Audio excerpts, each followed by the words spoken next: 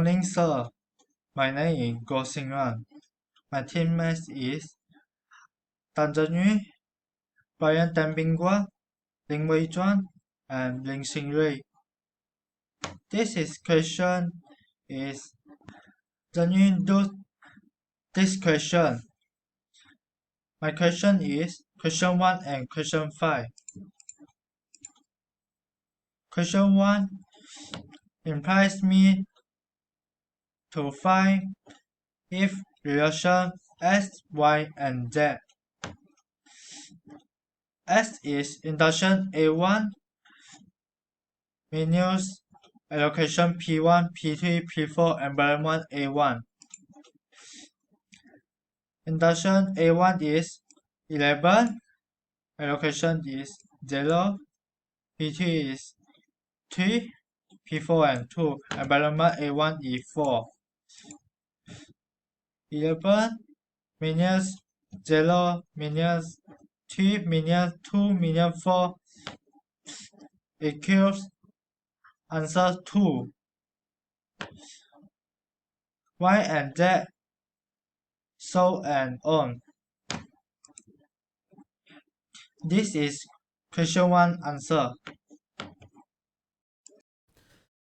Hi Miss, my name is Lim Weizhen. So today I'm going to present about how I solve question 2, which is determine the NIC matrix for system, and question 3. So first of all, question 2, we need to determine the NIC matrix for system. So well, we need how do we need to try to find out the NIC matrix for the system? We need the allocation table from the question provided. So we have here 3, A1, A2, and 3. So we all have all the max allocation here. So what we need is the formula. The formula for this is actually NIT equal to max minus allocation for all the process. So here we can see P1. What is the NIT for P1? So it's a maximum is 7 minus 0. So here 5 minus 1 here on the middle part, and 3 minus 0. Okay, so here's the tricky part, okay? Because the question is usually like A1, A2, the maximum is on the left side and allocation is on the right side. So we must be careful here, okay? So because when you go to A3, the allocation is actually different from the first two. The allocation is on the left side, the max on the right side. So be careful about that. So we need to go P2, 3 minus 2. Okay, so the middle, the A2 for P2 is 2 minus 0. And A3 for P2 is also 2 minus 0. So P3, 9 minus 3. So A2, P3 is 0 minus 0. And the A3 for P3 is 2 minus 2. The P4, 2 minus 2, 2 minus 1 here, and 2 minus 1 here. So once we like list down all the calculations, we need to actually calculate it, and we need to put it in a table. So we call it the NIT matrix, yeah. So it looks something like this. So A1 P1 here, okay, 7 minus 0 is what? 7. Put here 7. A2 P1 is 5 minus 1, 4. A3 P1, 3 minus 0 is 3. The P2, okay, A1 P2 here, 3 minus 2 is 1. Okay, so put 1, 2 minus 0, 2, put 2 here. A3 P2, 2 minus 0, 2, and so on. 9 minus 3, 6. 0 minus 0, 0. 2 minus 0, 0. 2 minus 0, 0. 2 minus 1, 1. And 2 minus 1, 1. So this is how we answer the NIT matrix for that. So we actually need the allocation table, yeah, to find out the NIT for each processes. So the next question is question 3, which now we have the NIT matrix already. We need to determine whether the system is in the safe state. So what we need to determine the safe state, yeah, we need 3 things. The first, NIT matrix, okay, which is here.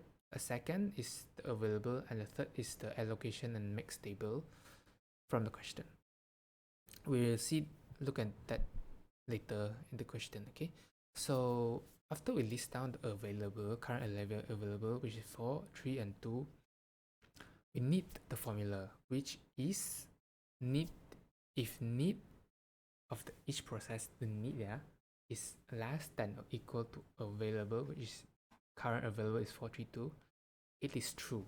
So if it's true, we can run the process. If it's false, we cannot run the process. Okay, so once we have all this thing and the formula, we can start for process 1. Okay, so process 1, what is our need for process 1? 7, 4, 3. So it's to find out if we can run the process or not, we need to check one by one of the process, the A1, A2, and A3 for process. So 7, is it less or equal to 4? False. 4 less than, also false. 3 less than equal to 2, also false. So we cannot run the process. So it is false for P1.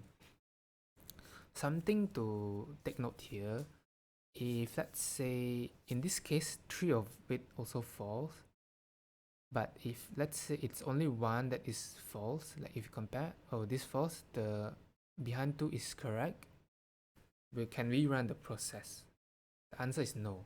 So if let's say at least one processor is more than equal to available, you cannot run the process. Okay, if it's only 1, you cannot run minimum. Okay, so after we found out the P1 is false, we go to the next process, which is P2. So P2, the needs for P2 is 1 to 2. Is it less than equal to available? So check here, 1 is less than equal to 4. It's true. So 2 less equal to 3, it's true also. And 2 less equal to 2. So we can run the process. So it's true. So what do we do after we can run the process? We need to update the available, because after we run a certain process, the allocation of the process will go back to the available. So here the available is 432 plus this 200. How can we get this 200? From the allocation table. So we run P2 already. Okay, P2, the allocation for P2 is 2, 0, and 0. That's how you get the allocation. So we see back here. Okay, P2. Okay, so we need to update our available every time we run a process, so it becomes newest available. So we need to use the newest available to do the comparison for the next processes and so on. So now our new process is 4 plus 2 is 6, 3 plus 0 is 3, 2 plus 0 is 2. So our new available is 632. So we're going to compare to the next process, which is P3. For P3, the need for P3 is 600. Is it less or equal than 632? So we compare 6 less equal to 6, it's true. 0 less equal to 3, true. 0 less than equal to 2, also true. So we can run the process again lah. So available is, we need to find again the available, the allocation for P3. P3 is 3, 0, 2. So we can see here our updated available is 632 plus 302. So it's 934. Okay, 6 plus 3, 9, 3 plus 0, 3, 2 plus 2 is 4. Okay, so after we run process 3, we need to run the process 4. Okay, what's the need for process 4? It's 0, 1, 1. Is it less or equal to 9, 3, 4? So 0 less equal to 9. Okay, correct. 1 is less than equal to 3. Correct. 1 also less equal than 4. So we can run the process 4 lah. So we need to find back our table is 211. So our newest available is 934 plus the allocation for P4. Come back, so plus 9 plus 2, 11, 3 plus 1, 4, 4 plus 1 is equal to 5. So this is our newest available. So what do we do after we finish our process? Not finish our process, we reach the end of our process. We need to run again the processes that cannot be run. Okay, so just now P2, P3, P4 we can run, right? We do the formula, it's all true. So now we're going to try again for the processor that is false just now, which is P1. So now we have our newest available 1145. Now we're going to compare it with 743. Is it less or equal to 1145? So 7 less equal to 11. 4 is less than equal to 4, true. Okay, 7, 11, also true. 3 less than equal to 5, also true. So after we finish running all the processes, if it's all true, so we're going to list out the safety sequence. Safety sequence is, okay, how we determine the safety sequence. We need to see the first one. We need to, according to ascending order, we need to find the first process that is true after we do the formula. So what's the first one that can be run in this process? So P1 is false, right? So the first one is P2. What is the next one? P3. Next one, P4. So last one is P1. So we list out like this. P2 can run first, then P3 can run first, then P4 can run first. Last one is P1. So if it's coming out like this, we can say in conclusion, the system is in a safe condition. So deadlock will be avoided. So how can we know if the answer is correct? So we can see here the last one. Our last new available is 1155. So it is the same with the instances here. 11 for A1, 11, 5, 5. So we can know the answer is correct. So we did. Good morning, teacher everyone. My name is Brian Bingguan. You can call me Brian. Today I want to present the question is question 4. The question asks us if P2 requests for another instance 1 to 1, can this request be gained? So first we need to find the new allocation. Step 1, we need to check the request P2 is less than equal the need. The request is 1 to 1 and the need is 1 to 2. This is less than, so this is true. So we need to move to step 2. Step 2, we need to check the request is less than equal the R variable. The request is 1 to 1 and the R variable is 432. So this also is less than. So this one is true. So now we can find our new allocation. The new allocation is old allocation plus the request. So the 200 is the old allocation and the 1 to 1 is the request. So 200 plus 1 to 1 is 3 to 1. This is our new allocation. And the second one, we need to find a new need. The new need is max minus a new allocation. So last time we find a new allocation is 3 to 1. We max is 3 to 2. So 3 to 2 minus 3 to 1, we can get a new need. The answer is 0, 0, 1. So the third one, we need to find a new R variable. A new R variable is an old R variable minus the request. The old R variable is 432 and the request is 1 to 1. So 432 minus 1 to 1, we can get 311 is our new R variable. So if we get a new need and a new R variable, we can check this is safe or not safe. So first one, P1. P1 is 74347. P1 need is 743. It is less than the R variable 311? Not. So this is false. So now we can see the next one. P2. P2 need is 122. It is less than the R variable. The 1 is less than 3, but the 2 also no have less than the 1. So this also is false. So we can see the P3. P3 need is 600. 600 is less than the 311? No, because the 6 is bigger than the 3, so also is false. So now we see the P4. P4 is 011. Is this less than the R variable 311? Yes, the 011 is same equal the 311, the R variable. So this is true. If true, the R variable need to plus the allocation P4 because P4 is true. So the answer 311 plus 211 is 522. So now the variable is 522. So now we check back the P1 because P1 is false, right?